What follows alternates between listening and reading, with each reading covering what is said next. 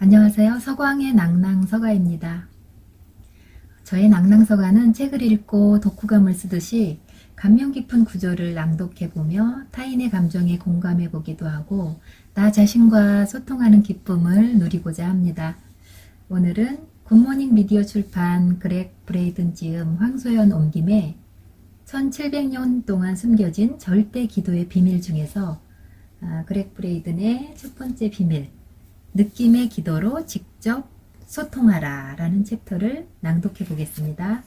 행복한 시간 되세요. 기도는 가장 역사가 깊고 가장 신비로운 경험이다. 그리고 가장 사적인 성질을 띈다. 그리스도교와 그노시스파의 사상을 기록한 고대의 문서들은 말로 하는 기도가 예배의식에 등장하기 훨씬 전부터 원래 우리 인간에게는 보이지 않는 우주의 힘과 소통하는 교감 능력이 있음을 암시하고 있다. 하지만 기도는 사람마다 제각각 독특한 모습을 띈다. 어떤 이들은 기도하는 사람의 숫자만큼 다양한 기도의 방식이 존재할 것으로 추측할 정도이다. 현대의 학자들은 갖가지 형태의 기도를 아우르기 위해 기도의 범주를 크게 4가지로 나누었다. 특별한 순서 없이 그 범주를 나열해보자면 다음과 같다. 첫째, 격식이 없는 일상적인 기도. 둘째, 간청하는 기도. 셋째, 예배의식에서 행해지는 기도. 넷째, 명상적인 기도. 학자들은 어떤 기도든 적어도 4가지 범주 중 하나는 속하게 되며 중복될 수도 있다고 말한다. 하지만 충분히 효과를 발휘하면서도 학자들이 정한 4가지 범주에 속하지 않는 다른 형태의 기도가 항상 존재해 왔다. 5번째 기도, 잃어버린 방식의 기도는 순전히 느낌의 감정의 토대를 둔 기도를 말한다. 감정에 기반한 기도란 무기력감에 이끌려 절대자에게 도움을 요청하는 것이 아니라 우리들 중 95%의 사람들이 믿는 지성의 힘과 소통하고 그 결과의 실현에 참여할 수 있는 능력이 우리에게 있음을 인정하는 기도이다. 감정의 기도는 말도 손짓도 그 어떤 물리적 표현도 필요 없다. 단지 기도가 이미 응답을 받은 것처럼 분명하고 강력한 느낌이 피어나도록 유도할 뿐이다. 우리는 이 신비한 언어를 통해 몸을 치유하고 친구와 가족에게 내리는 풍요로운 축복을 느끼며 나라 사이에 퍼지는 평화의 기운을 체험하는 것이다. 가끔씩 이런 형태의 기도를 언급한 자료를 접하면서도 과연 무엇을 보고 대하고 있는지조차 헷갈릴 때가 있다. 예를 들어 남아메리카 남서부 지방에 세워진 고대의 석조 건물들은 원래 예배당이었다. 그곳은 지혜를 공유하고 기도를 올리는 성소였다.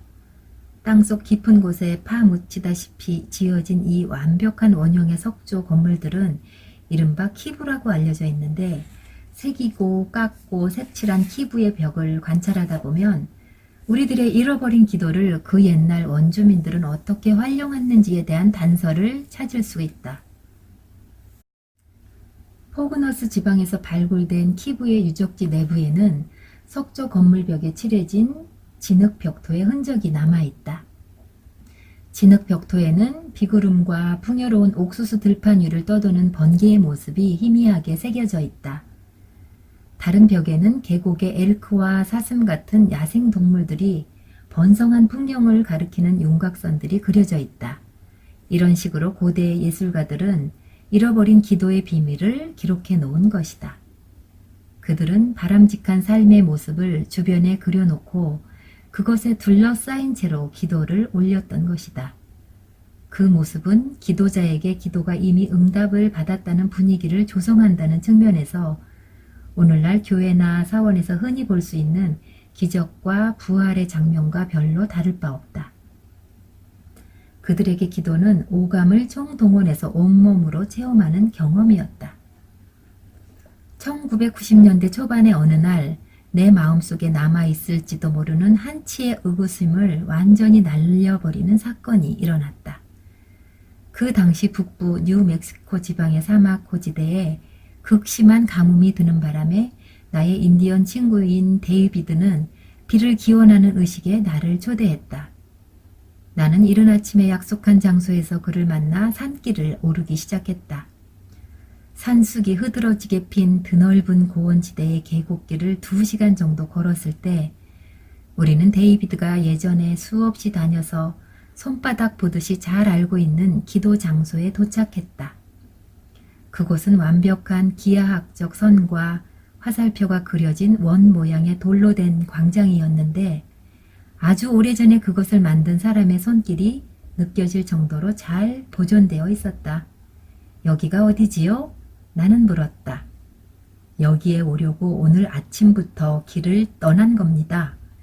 데이비드는 그렇게 대답하며 웃었다. 여기 돌로 된 원은 치료의 바퀴입니다. 우리 부족들이 기억하는 한 이곳은 여기에 있었습니다. 바퀴 자체에는 아무런 힘이 없습니다. 단지 기도자가 기도를 집중할 수 있도록 분위기를 조성하는 역할을 할 뿐입니다. 인간과 이 세상 힘 사이를 연결하는 지도라고 생각해도 됩니다.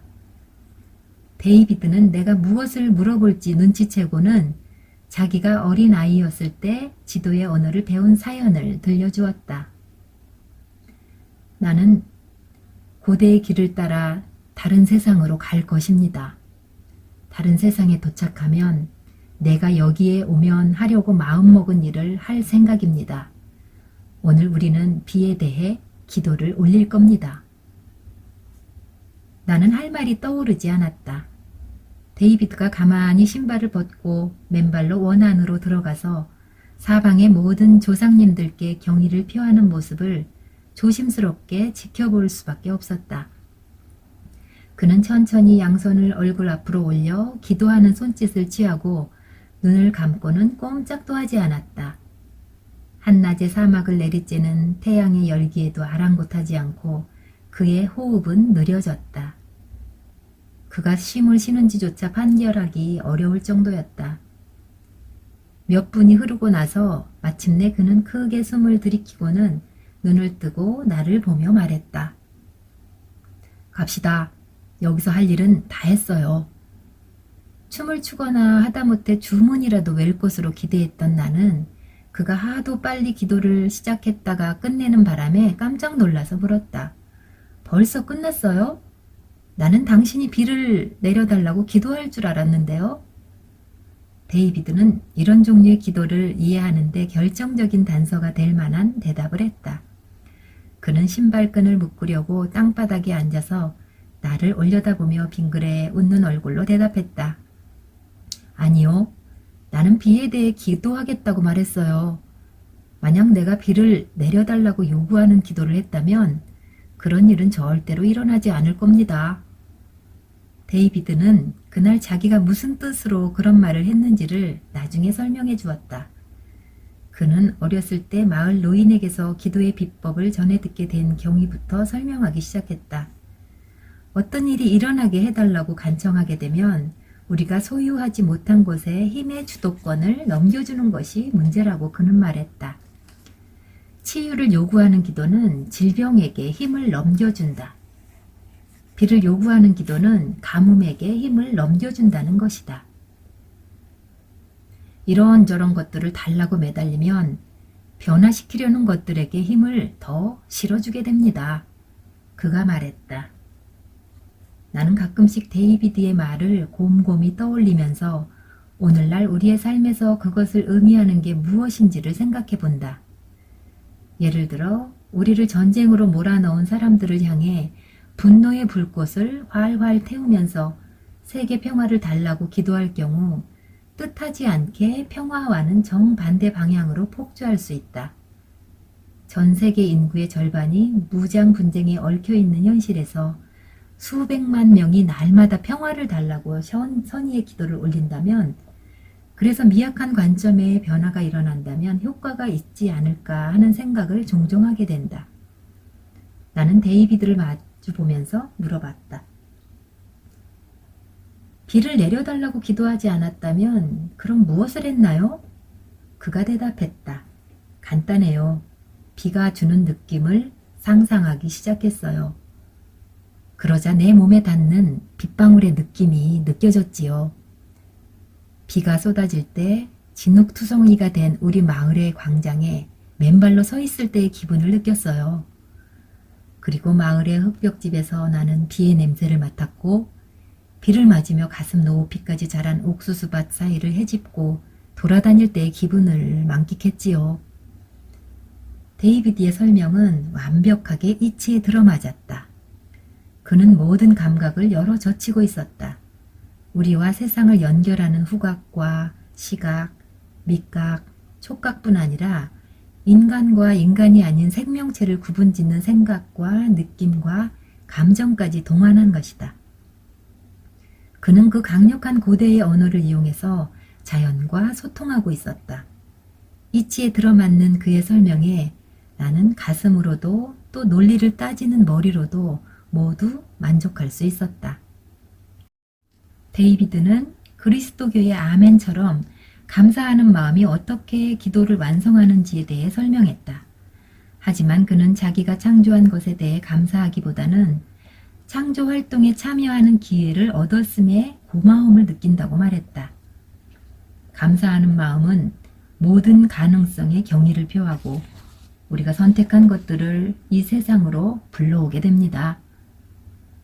감사하는 마음가짐이 우리의 몸에 생명 친화적인 화학물질인 호르몬을 방출해서 면역체계를 강화한다는 사실이 연구를 통해 밝혀졌다.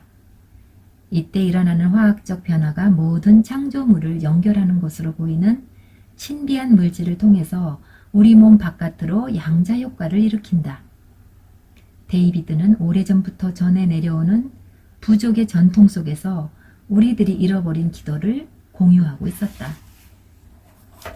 아직 시도하지 않았다면 이 기도를 해보라고 권하고 싶다. 당신의 인생에서 일어나기를 바라는 것을 생각하라. 무엇이든 좋다. 자기 자신이나 다른 사람의 병을 치유하는 것일 수도 있고, 가족이 성공하는 것일 수도 있고, 인생의 동반자를 찾는 것일 수도 있다.